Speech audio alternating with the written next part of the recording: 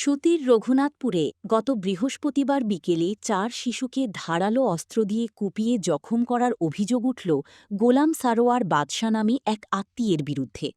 আশঙ্কাজনক অবস্থায় আহতদের জঙ্গিপুর হাসপাতালে ভর্তি করা হয়েছে। ঘটনার পর অভিযুক্ত যুবক নিজেই থানায় আত্মসমর্পণ করেন। ঘটনার কারণ খতিয়ে দেখতে পুলিশ তদন্ত শুরু করেছে।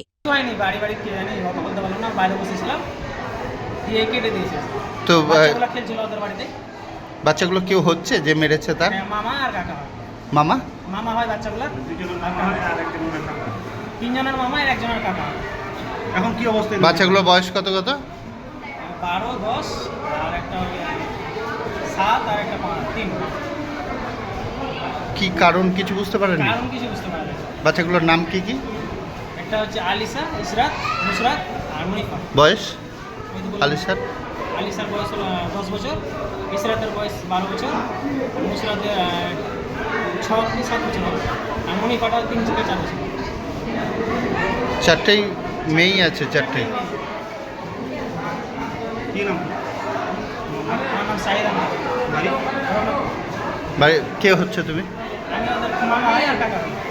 মুর্শিদাবাদ থেকে পার্থ মণ্ডলের রিপোর্ট। চেতনা বার্তা, জেগে থাকে, জাগিয়ে রাখে।